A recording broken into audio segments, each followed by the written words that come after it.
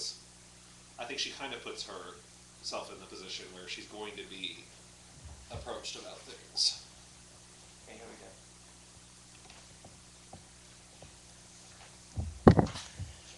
I'm trying to coordinate all this.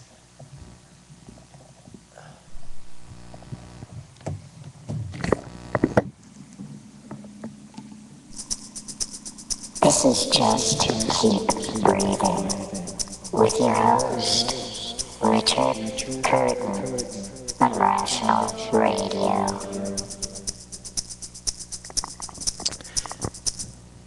Hello, hello, hello. Good afternoon, ladies and gentlemen, and welcome to Just Keep Breathing on Rational Radio, Rational Broadcasting. I am your host, Tina Louise Jefferson, and my special guest today from Get Equal, Texas, Sister Madeline Lasagna. Madeline, how are you? Wonderful. How are you? I've given you a church name because you're Sister Madeline Lasagna. I like it. Don't ask me why. I've been having a lot of difficulty with the radio here lately. I want to make sure that we're on. I did not get everything tweeted and done today, which I'm mad about. I haven't been sleeping well. What you know, gal? Yeah, I think that I've been kind of tired myself lately. Not getting a lot of sleep. They're not letting me sleep. Who is they? Hey, everyone. There's been a lot of developments on the equality front in the past few months, and it's been a whirlwind. And on top of that, we activists also have day jobs, so it gets a little busy sometimes. I don't know why this is not coming up. All right. So what do you think is coming up? What do you think is going on in the world of equality? Let's talk one more time. You are the regional director of Get Equal Texas. I'm the North Texas Regional Coordinator.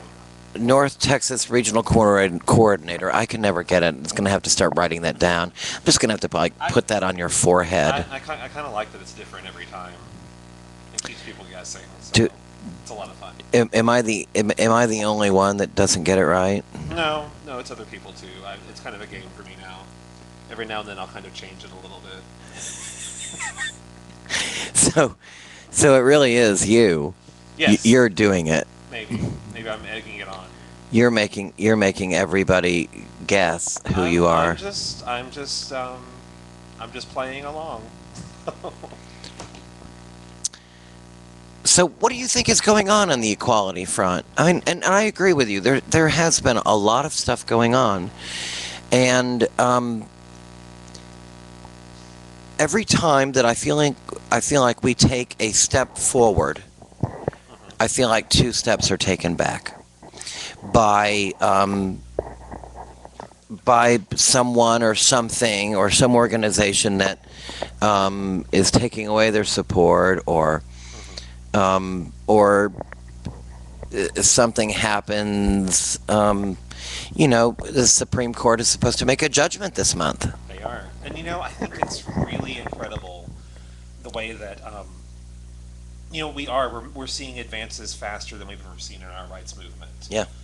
Things are just coming together so quickly, and we are making these incredible changes to our world. But I think that with that is going to come a lot of blowback. I think that the people who oppose us are going to go down fighting, and they're fighting.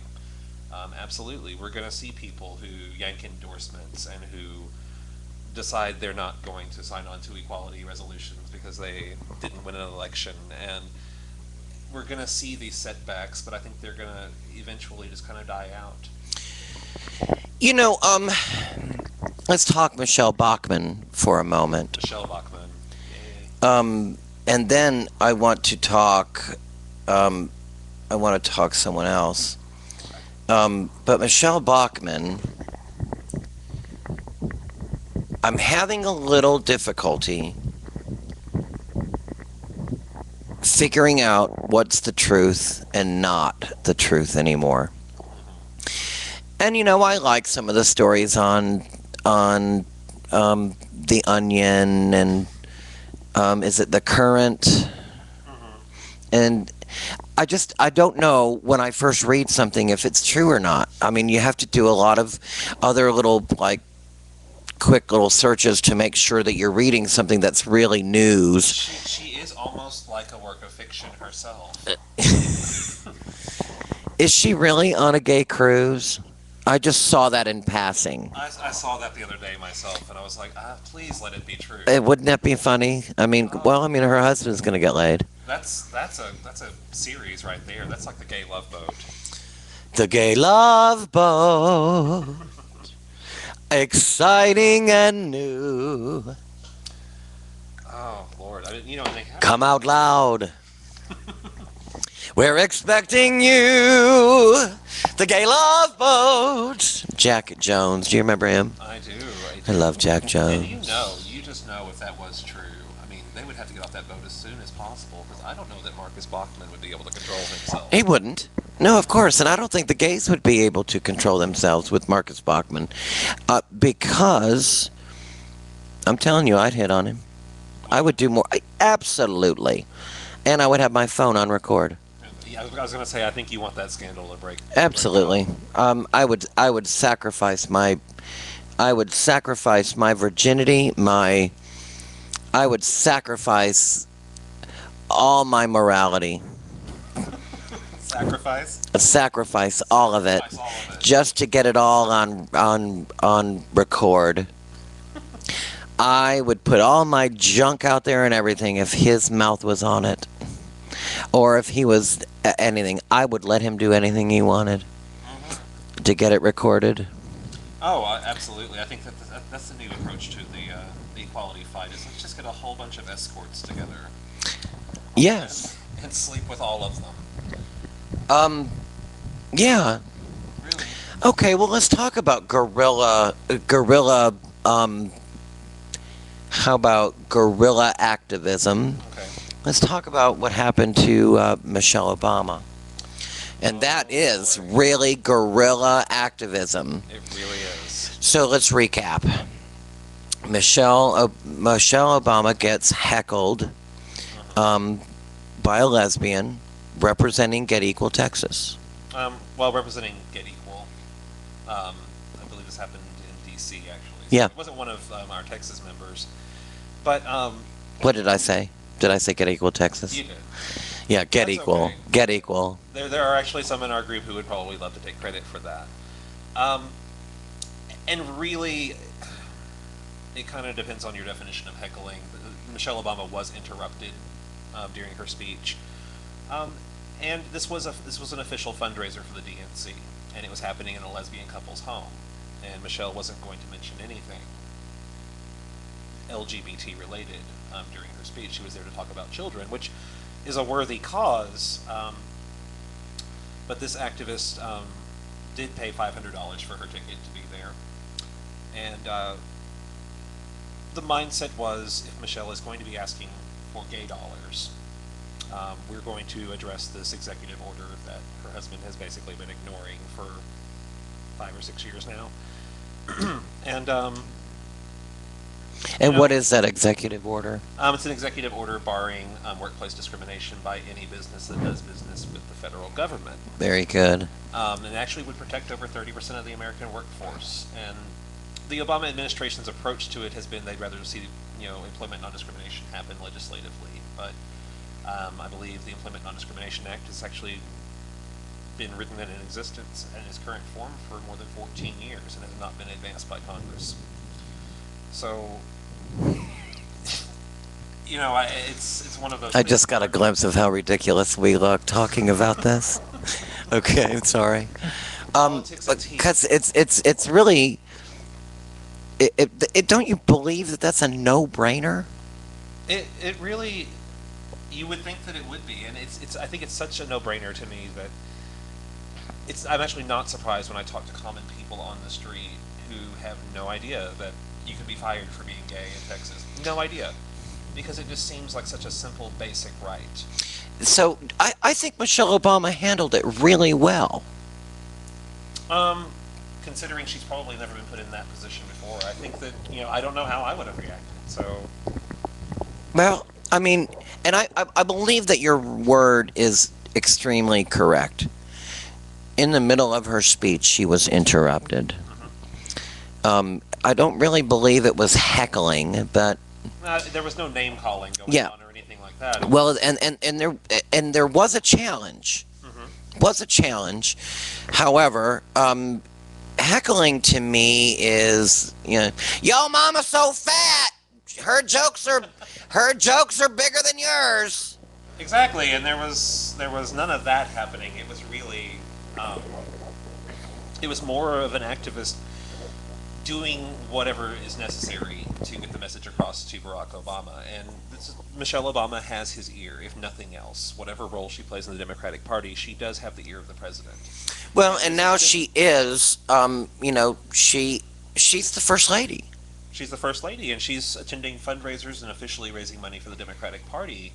I didn't know that they were in a lesbian home. Yeah, they were in a lesbian home, and the issue of gay rights wasn't going to be brought up even once. So I think that Do we have an official, I should have that in front of me. Do you know exactly the basic verbiage that this young woman asked or interrupted with? I believe I don't have it in front of me. Yeah, believe I don't was have it in front of something me. to the effect of, Ms. Michelle Obama, will you consider talking to your husband about the executive order on employment non-discrimination? And that was really about all that was able to be gotten out before Yeah. the actual confrontation happened. And activists had to do this with President Obama over Don't Ask, Don't Tell also. And it really depends. Your perspective on this type of an action really kind of depends on the sense of urgency that's carried with some of these things. And Well, and I think what I wanted to point out was the interruption verbiage really didn't even include the words gay, lesbian, transgendered, or bi, or it really wasn't about a gay statement. There wasn't anything in the statement that says, will you talk to your husband about equality within the gay community and job rights. and It really was about, in our equal culture, opportunity yeah, protections, really. it is. It's absolutely about that. And what people really need to remember is that in our fight for employment protections, everybody has a sexual orientation. Everybody has a gender identity. So these protections really protect everyone. In the same way that we wouldn't want a gay business discriminating and not hiring straight people. Why not? Don't you think don't you think that is what we should do now? There are so many gay companies, and I think we should give it back a little. Sorry, you can't work here. You're not gay. And I think that has happened. I think that has happened. Well, absolutely. You would expect there to be tit for tat on that, and I'm sure that there are enough flat out pissed off homos here in the U.S. like I've already Yeah, you're molting. But there are enough pissed off homos here in the U.S. that I wouldn't doubt that something like that has happened. Absolutely. Yeah, I am sure of it. I'm sure that it's happened, and I'm sure it may happen again. I don't think that's the answer. No. In fact, I know that's not the answer. And so, what do you think about Michelle's response? I think You said a little while ago that you thought it. You said that you would be angry if you were interrupted if like that. If I were in her position, absolutely. So an interruption like that is angering, and I don't expect. I don't think that she really kind of got angry and lost her cool, though. I think that the media reports that she did might have been blown a little bit out of proportion. witnesses say that she got about 3 inches away from Ellen Schultz's face, and it was Oh. like, either you leave or I leave, but this isn't continuing. And I have not seen that. yeah, and there's been some reports on that, and that's Could you imagine Michelle Obama mad, screaming at you? 3 inches from your face. The first lady's mad at you. and, Oh. I've had so many people mad at me. I wonder if she got ghetto. Really, I wonder if she got ghetto all up and said, I'll cut you. I'll cut you. You know I carry a knife. You know I got a blade. You know what? I don't know. I don't know if Michelle Obama has that in her. I don't know. Maybe. Oh my God, Saturday Night Live is going to have a heyday with this. They have to.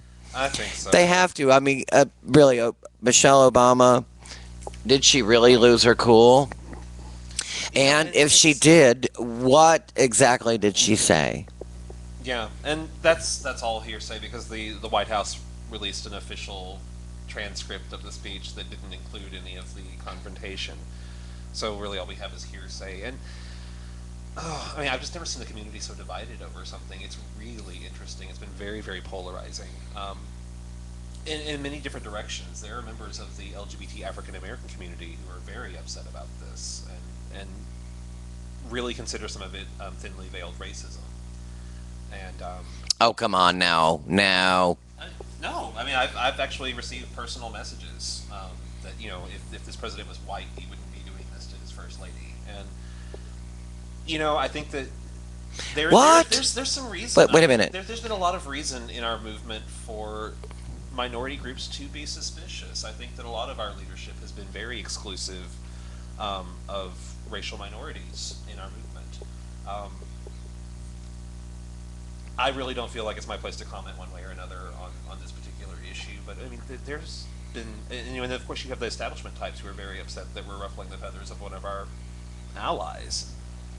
I've had to delete so many people over this. It's just ridiculous. Do you think that Michelle Obama is an ally? That's a difficult question, and it's one that we've really been forced to really think about locally with some of the things that have gone on with the Dallas City Yes. Council. And it's really what and constitutes and an ally. and we are and there's my point. An ally today can be an enemy tomorrow. An Absolutely. ally today, I reposted a lot of that information about Councilwoman, help me, Hasso, yeah, what's her first name? Dahlia. Dahlia. I reposted all of that. I read all of the information on it, and really, I'm infuriated. Absolutely. She lost. Yes. She lost, and she's on her way out. Good riddance. But what she did was a really good ruse. She shook hands, she smiled, and her true stripes came out in the end. And what she did was she lied, she manipulated, and she used her position to manipulate and to lie to folks. She still lost. And in the end, she recanted and pulled her support from a very important measure. Absolutely. And I mean, yeah, I think anger and infuriated would probably be the terms that kind of describe how I've been for the past week or so dealing with this issue. Yeah. Um, And really, she doesn't owe an explanation anymore, really, does she? She's on her way out. She doesn't, and really, it's not just Dahlia that I'm upset with at City Hall. I mean, if you look at how this entire resolution business came to be, Scott Griggs actually, I believe he waited as long as he did to bring these resolutions up for a vote, really out of pure political calculations, knowing that would give him just the extra little bump to win in the polls. And politics is a game, and whatever you got to do to win, absolutely. But I think that this entire resolution was really needed in January when it could have applied pressure to the state legislature, where we had several pro-LGBT bills that sat in committee, and Right. really needed that forcefulness from our cities. That really needed the Dallas City Council to stand up and say, we need marriage rights, we need employment protections here in Texas now.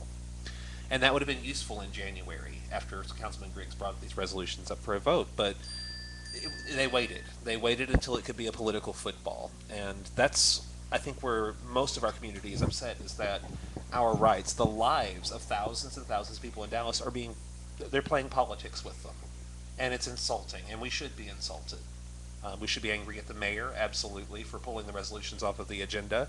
We should be mad at Delia. We should be angry at Scott for waiting as long as he did, and we should be angry at our other allies on the council for not pushing for this in a faster manner. I think that the entire city leadership failed us on this one big time. I think you're right. I mean, absolutely. There is nothing but failure, really, nothing but failure on this from the get-go. Absolutely, and and if the resolutions were put back on the agenda tomorrow, if they wound up voting on them on June 12th, like they were originally scheduled to, they're nothing more than feel-good measures at this point anyway. They're not going to apply any pressure on our state legislature. It's too late to appeal to the Supreme Court to strike down DOMA or to strike down Prop 8. Really, it's a pat on the back. And I really feel that as a community, we've moved beyond that now. I think that's really our answer with what does it mean to be an ally, because for several years it's meant showing up to a few pride receptions, shaking a few hands, telling us that you like us, riding in the pride parade possibly. And our community's moved beyond that. I think we've matured to the point where we have to have action now, and I think that these quote-unquote allies are now scrambling for a way to actually provide that. And I think you bring up a valid point. It's no longer cute to just be in the Pride Parade. You're pro-gay, thank you. So is Oh, most of yay. America. Oh, yay.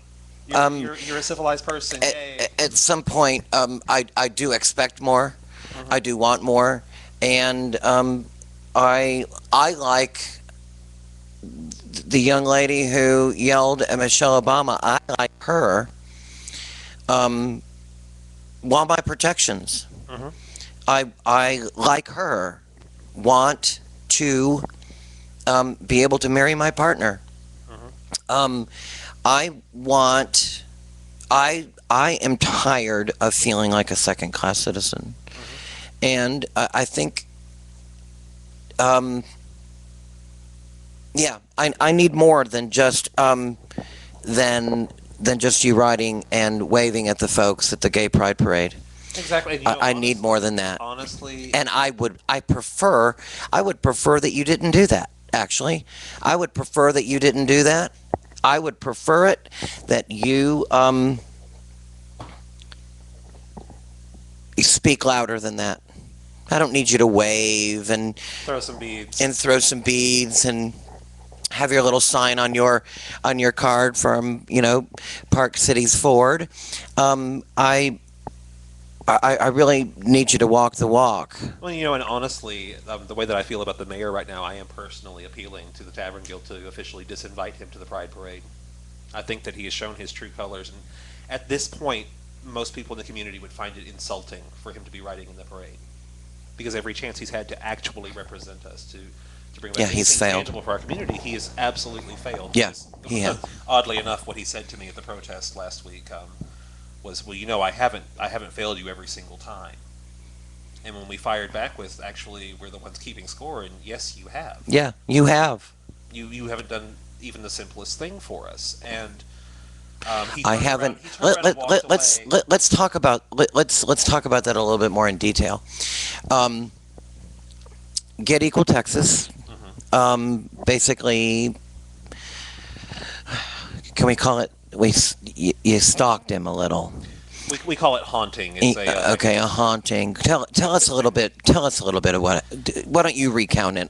Well, when we found out that the mayor had indeed pulled the resolutions from the city council agenda, with Delia, Which happened because of Dahlia. and She pulled her signature and her support from the measure. allowing the mayor the option to pull the measure, Correct. which he exercised. Right. He didn't have to, but he went out of his way to be anti-gay on this one. So And really, that's anti-gay. It's anti-gay. Homophobia And is homophobia. and really anti-equality. Absolutely. Yeah. So his actions, for me, are telling me, that he is not a friend of this community at all. We needed an immediate response to this because this was a big deal in this community, and it Yeah. really upset a lot of people. We were tipped off anonymously that his location the next day would be at the Lakewood Country Club, where he was giving a speech to some well-to-dos on I don't know what, more lawn ornaments in their front yards or something. I don't know, some kind of mayoral thing, and The best way to turn a profit in your child's lemonade stand. something. So we showed up. That Country Time lemonade, it sure is good. Country Time lemonade. It makes the best profit for your children right there at Lakewood Country Club. Come on by and get yourself a glass. And if you've been to Lakewood Country Club, it's really just beautiful. It is. It's very nice. I had never been inside. It was quite nice. I've only been once, but it is very lovely. We set up, And right it's very outside. old. It is. It's really, been there a long time. It's nice. And It's got the brick I love walls the and- fact that they have really maintained it. Yeah, it's got these nice big brick walls to keep the poor people out, and it's really just lovely. And I really appreciate the fact that it's a brick wall, so that you can't walk by and peer in. If because Have you ever tried it would to be eat? terrible if I was playing golf and I had to look at that hungry child over there peering in. Well, have you ever tried to eat caviar while people are watching? I mean, it's just. I have. It can be really embarrassing if one of those little fish eggs falls off the cracker and onto your tie. What are people going to think? Okay, so So we you've set been up- tipped off. He's at the Lakewood Country Club. So we set up outside the main entrance of Lakewood Country Club on either side of the main drive, so people could see us as they were driving in, and we were there throughout the entirety of the event. We had little picket signs, and just reminding Mayor Rawlings that our community is not, in fact, a waste of council time. And at the end of the event, we saw his car pull around to the valet, and so we knew he was about to leave. So we moved in closer, as close as we could, and still be on public property.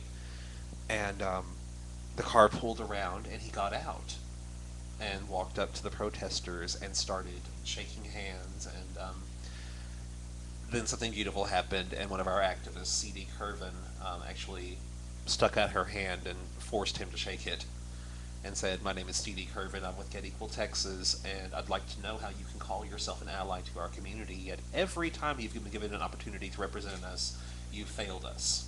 I love her. And Good for what her. was especially beautiful was that every news camera in town was there to capture that moment. And he stuttered a little bit and then went back on like, well, I feel that this is a misuse of council. Basically, handed us the exact same line that we were there protesting, which in my head, I'm like, what is his problem? This is the Yeah. stupidest thing I've ever seen in my life. And he told us, well, I haven't failed you every single time, and I personally, from behind C.D. Curvin, told him, well, yes, you have, Mike, every single time. And he threw up his hands and started walking as fast as he could back to his car, and the entire crowd of protesters chanted shame, shame, shame as he got in his car. So it was really kind of a beautiful moment. Very good. And every news camera in town caught it. It was just lovely. How much play did you get on it? I lost count. I know we had at least 4 of the major networks that carried the story, and a few of them, the video did show the crowd shaming him into his car, which I thought was just cute. Just the walk of shame. Come on, Pink.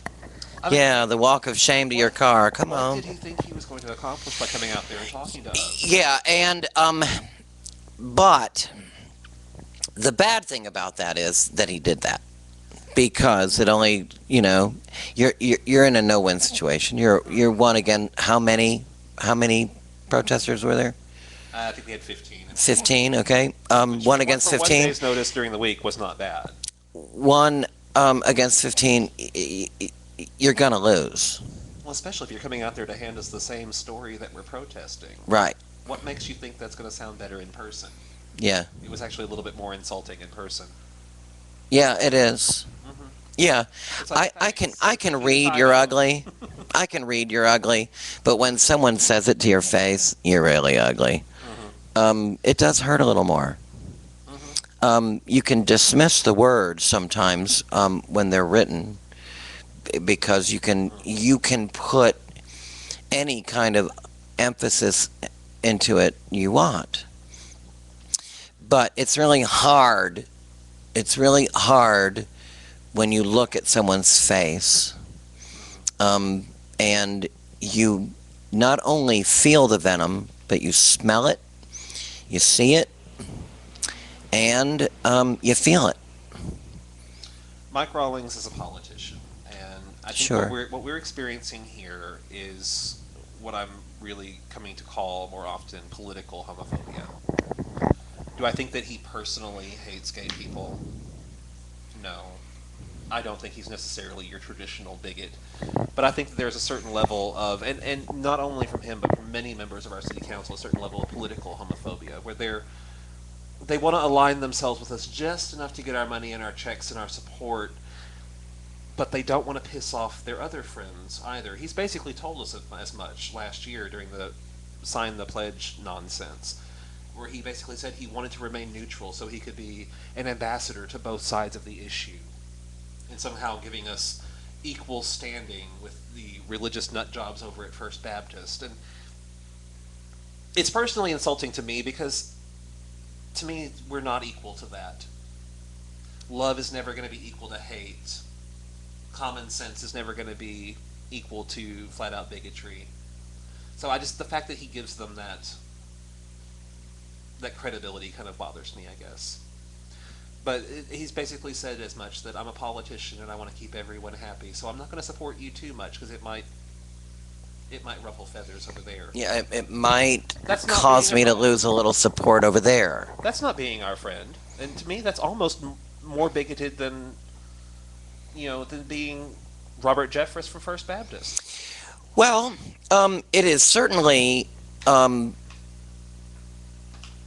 it is certainly a little bit of a tease, because there you are holding the grapes, and we need the grapes, and so it really is, every time we go to reach for the grapes, you pull them away. And yet you are sharing the grapes with all the rest. You're just not giving us any grapes. You're saying that you want to, though. It's homophobia, and honestly, I've come to find it to be a little bit more of a distasteful form of homophobia. It's in the same way that having one black friend is somehow more racist than having no black friends. Well, what I'm most confused by is, what is the truth? What is your truth? Not yours, but Mike. What is his truth? What is your truth? And isn't that important in a politician? Don't you think you should have that? Don't you think you should know that? And I don't want to be like pro-Obama right now, but when Obama came out in support of gay marriage, he kind of said, this is where I've evolved. I believe. And it was a symbolic gesture. Yeah. But it made so much difference. It did. And there's my point. So, Mike Rawlings, what is the truth? What is your truth? If you really want to keep everybody happy, at some point the politician has to give you his agenda. And I think it's time for him to do that. I think it's time for him to really say, these are my stripes and these are the colors that I wear. And I think he's done that for us, really. And I think he has too, because he has no spine. He is very afraid to tell us what the truth is, because we know what the truth is. The truth is that he doesn't support marriage equality. The truth is that he does not support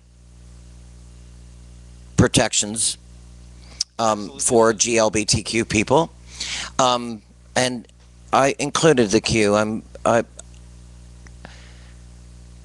really annoyed by the Q. I really am. I'm really annoyed by the Q, and I think the Q is people think that Q is really queer and it's questioning. So I think the Q is confusing to people.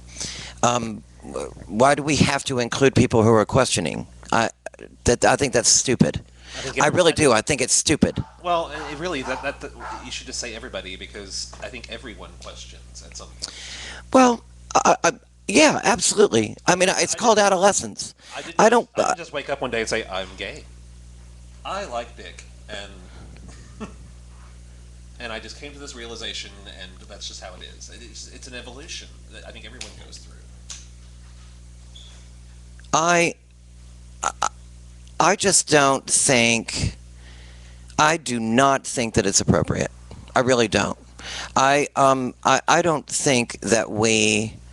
I just don't think we need to include the Q. I really don't. I don't know why we do, but here's my point. And really, where do you draw the line? Because Q, I mean, you get enough beer in a straight guy, and he's going to be a Q. Maybe. More often than not, in my experience. But And is it possible that you cut off enough of a woman's hair and she becomes Q? The problem with the Q is, I think it's confusing. Most people think that it means queer, not questioning. And then my biggest problem is,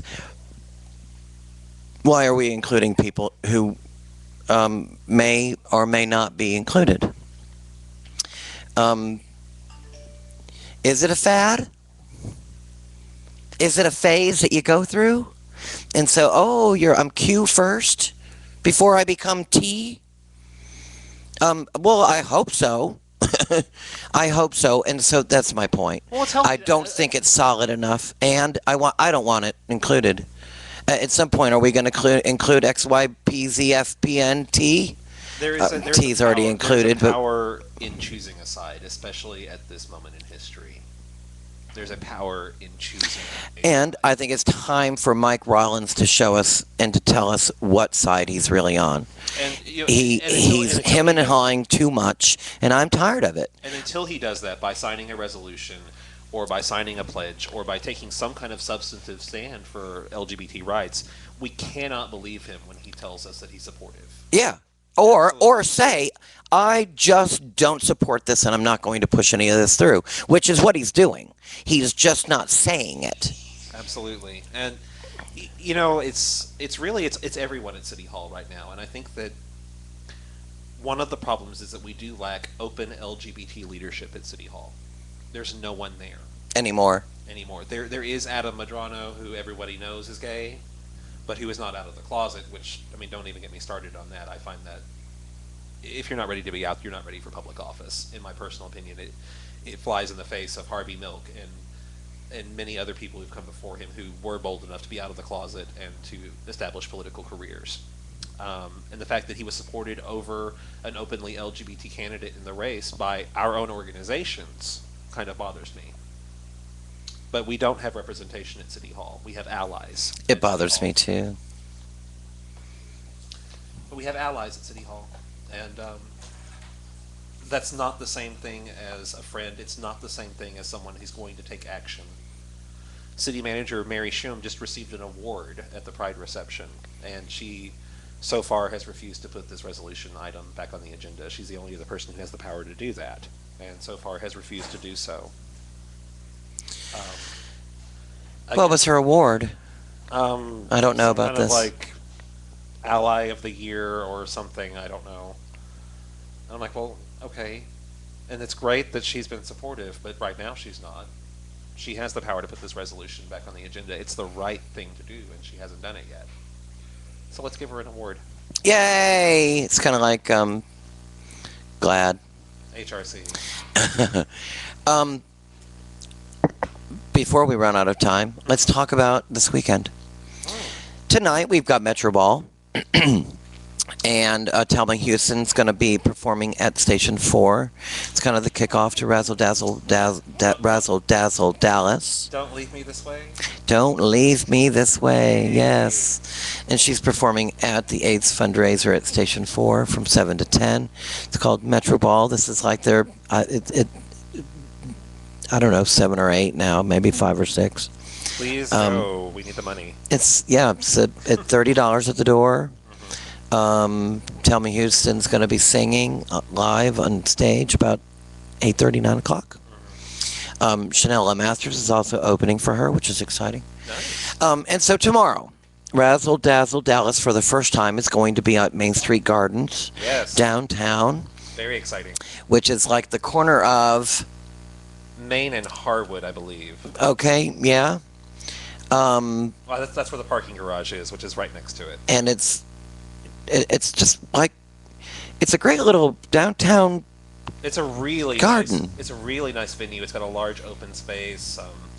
It's got kind of a built-in stage. It's really a pretty cool place to be, and I'm glad that Razzle Dazzle is going to be down there. I think it'll be a neat environment.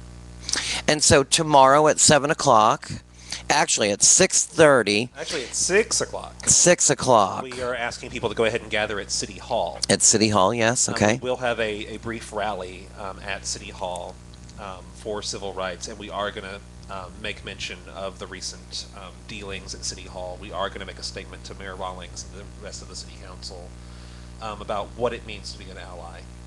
In fact, we will actually be drawing a line in Texas tradition of William B. Travis's line in the sand. We will actually be drawing a line that marchers will walk across as they start the march. And symbolically, we'll be saying to our city leadership that we've moved beyond.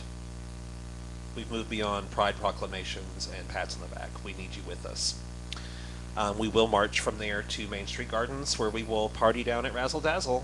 We do have a rally scheduled at 7:20 at the Razzle Dazzle main stage for civil rights, hosted by Edna Jean Robinson, which is going to be fabulous. Edna Jean, I love her. It's going to be a lot of fun. She's a really pretty girl. She you know. is. She is gorgeous. I hear she's got a beautiful new red dress. And it's going to be. And really, the color of choice to wear is red. The color of choice to wear is red. It's a symbol of marriage equality. For me, it's also a symbol of anger, and we have, as I said before, every right to be angry right now. Absolutely, I agree with that. Admission to the festival is $5, but all of that money goes right back into community organizations. Every bit of the festival is already paid for by sponsorship, so that's really awesome. And if you buy your tickets online and use the code GetEqual, one word, you actually donate $1 with that to Get Equal Texas. Did you guys hear that? Okay, say that one more time. You go online where? You go online to Razzle Dazzle Dallas. I'm just gonna make everybody. I'm gonna make everybody get it spoon fed. Yes. Go to www.razzledazzledallas.org.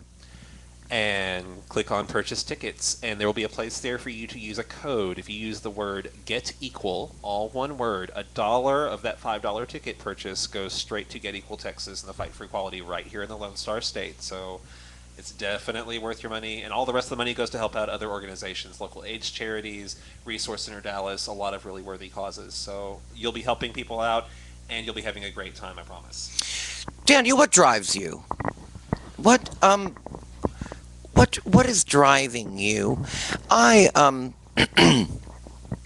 was talking to someone really last week, and we were talking about the gay community and how much it's changed, and you know, the price of assimilation. You and I have discussed that, and pardon me. We were talking about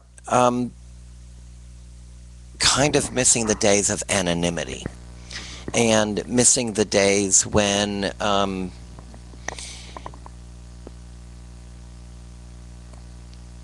we could go to the gay bar and you celebrated being gay at the gay bar, or at the gay coffee house, or you know, the gay strip, or the bookstore, or right.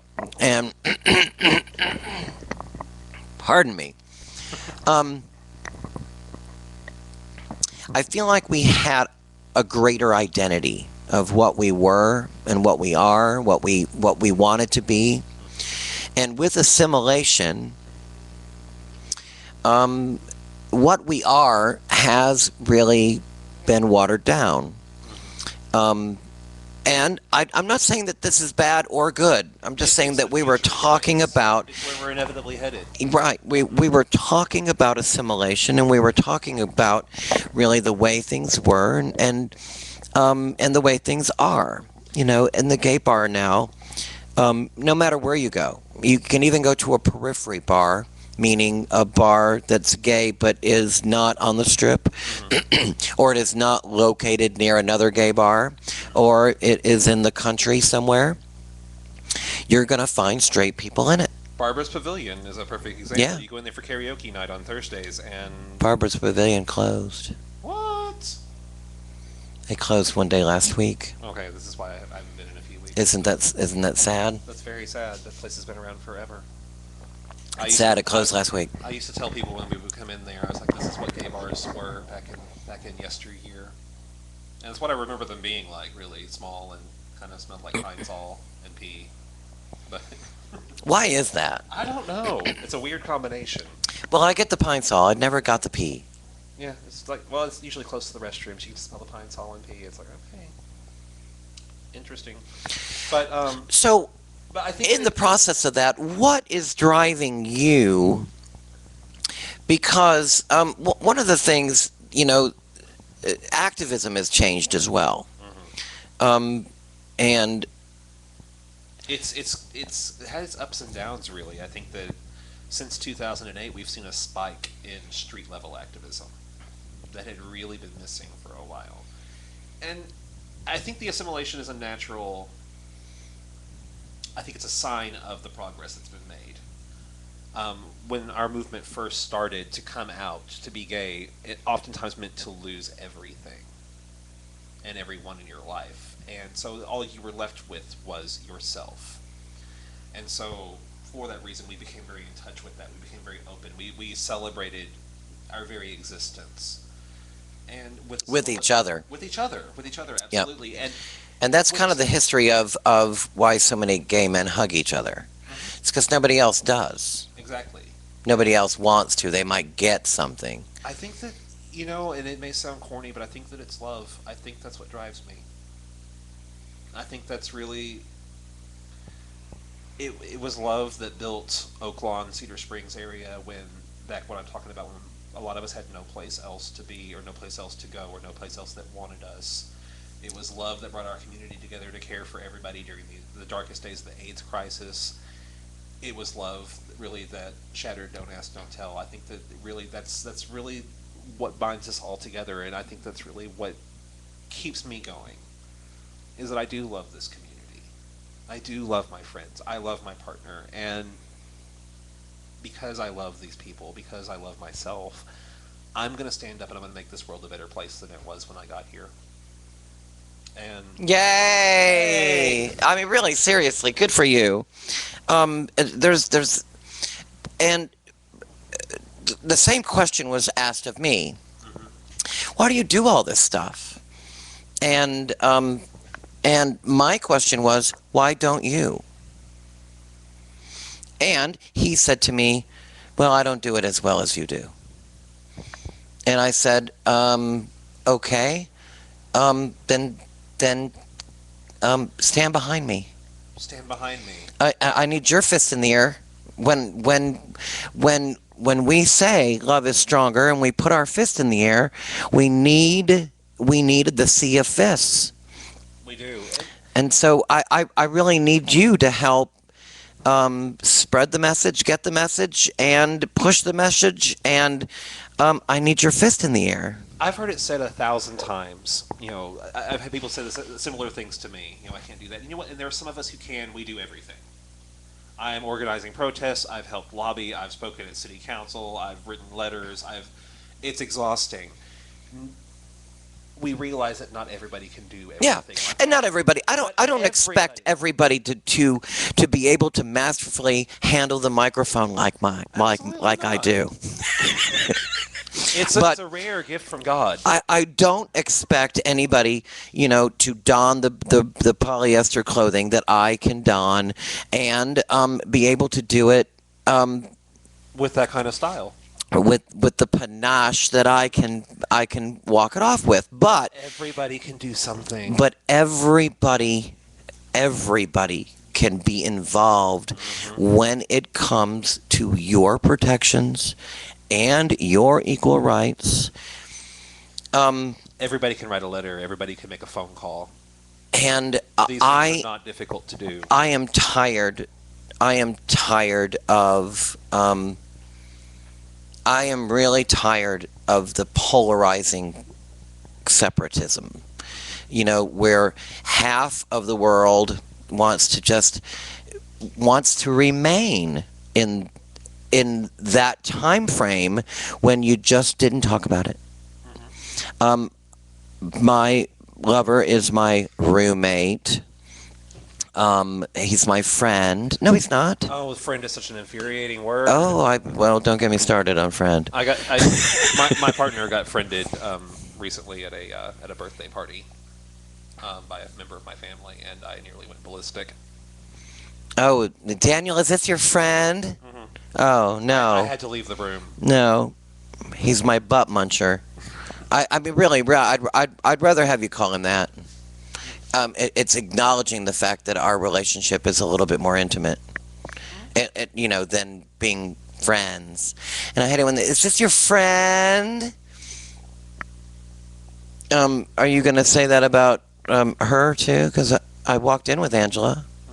You gonna say that about her? You gonna ask me if she's my friend? And they always say it that way. Because they say it with the implication. Yeah, friend. Do you two have sex? And you know, so why don't you call it what it is? Is this your boyfriend? It is. Is this your partner? I mean, really, And aren't whatever. These people are Or always if so- you don't know, ask. What do you want me to refer to him as? That's How would you like me to refer to him? I would find that incredibly respectful. Absolutely, I would too. Especially I would say, if "My you goodness, don't know thank what you to for- say. Thank you for caring enough to ask me that question. That shows that you want to respect me. Yes, and you want to respect our whatever it is that we want to be called together. And isn't it funny? That Because people we who- do have to decide. We do. We have to decide, and we are at a time when we have to decide what our marriage is going to look like and how we're going to do it. Now, we don't have to. We don't have to follow any guideline or any rule. Everybody can do it different. Everybody still can do it differently. But we do have to decide what it's going, the general overview of it. It can't, you know, we just can't be that willy-nilly about it. What do we want? I want full equality. And I want full marriage equality. And I want full marriage benefits.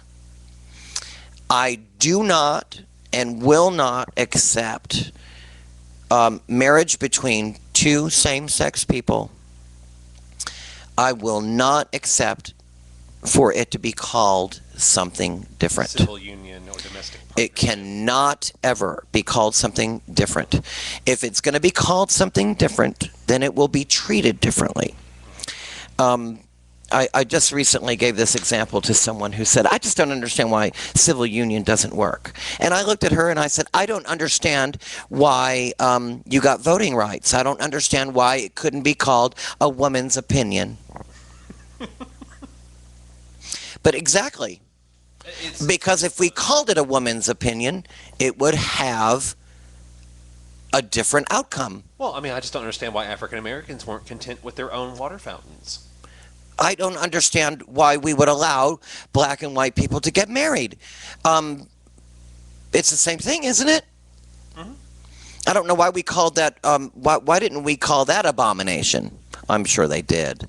Actually, it's really funny because some of these preachers use the exact same, like verbatim, the exact same arguments. Yeah, they against do. Interracial marriage. They use the same arguments against women reaching for the vote. They use them.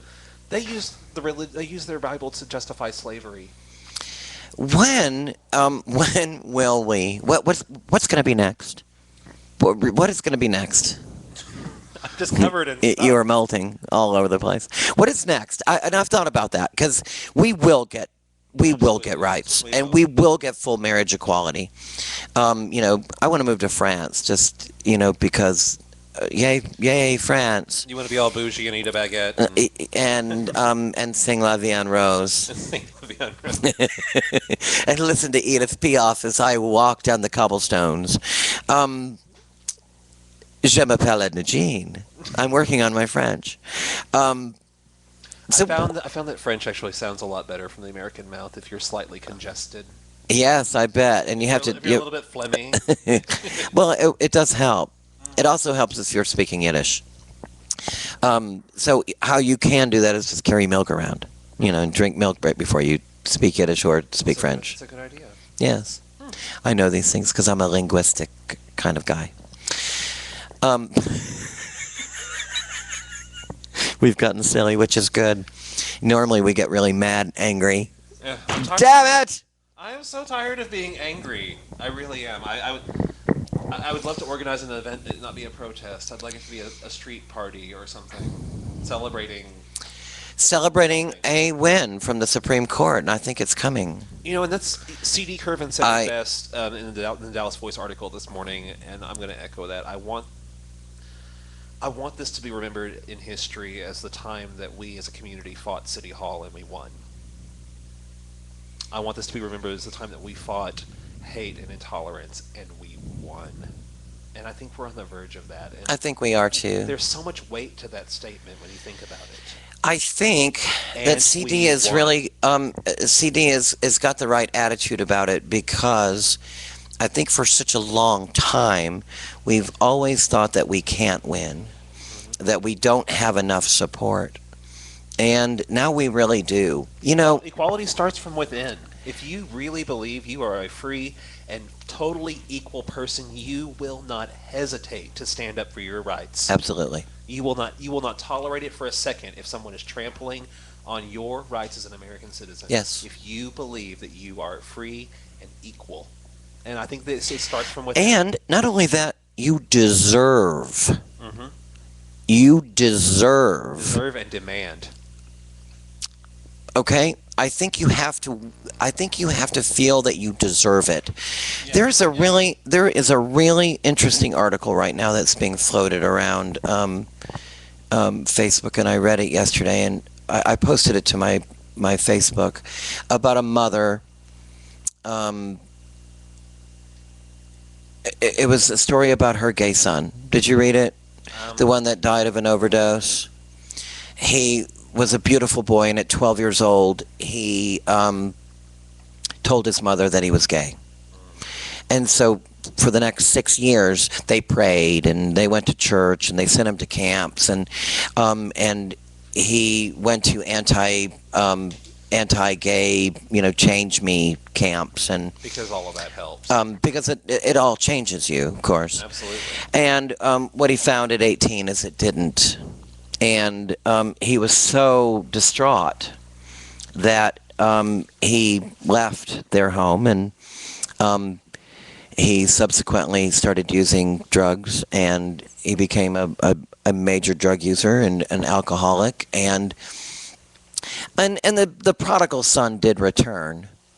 And he returned several years later, war-beaten, really.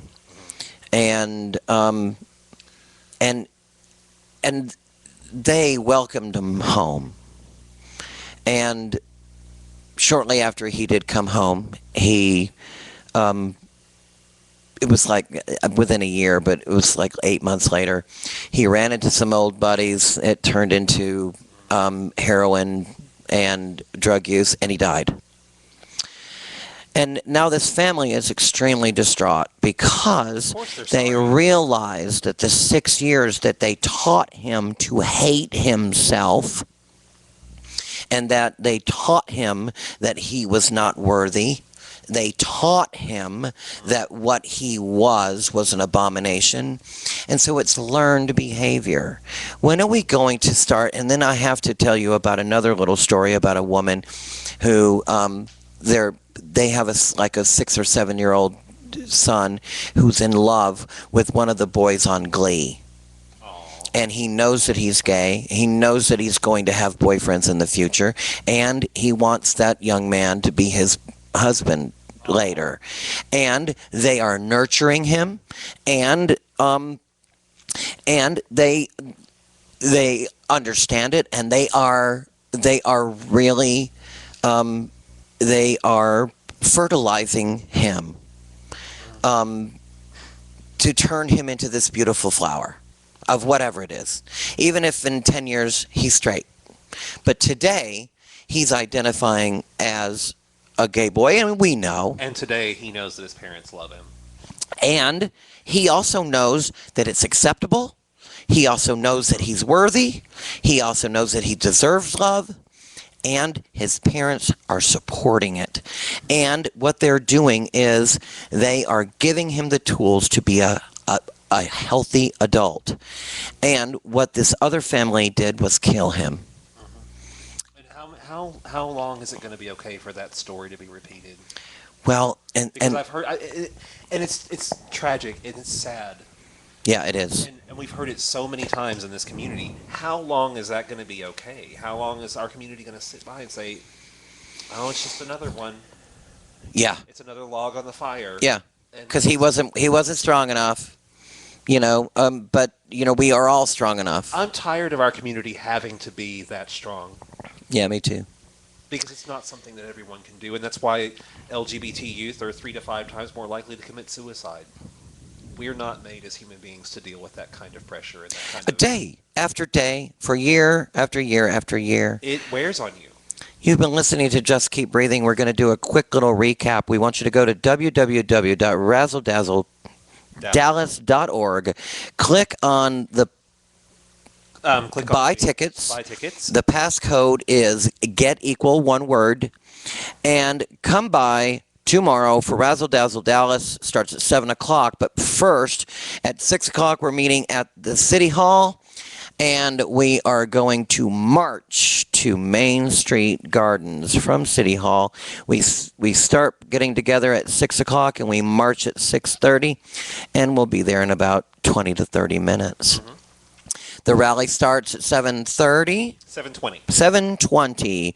I will be your host, Edna Jean Robinson, and we look forward to seeing you at Razzle Dazzle Dallas, right at Main Street Gardens downtown. What? What? Beep, beep. Daniel, get equal Cates, the regional... Oh, what's wrong with my set? Hear that? You are the North Texas Regional Director of Get Equal Texas. I got it almost right. It's the North Texas Regional Subcontractor of the Get Equal Texas Construction Group. Yes. Thank you for tuning in to Just Keep Breathing on Irrational Broadcasting on Ustream. Have a great weekend, and we'll see you at Razzle Dazzle Dallas. Don't leave me this way. Don't take anything off. We have to take pictures. Oh. Well, I'm going to take these headphones off because they are killing my head.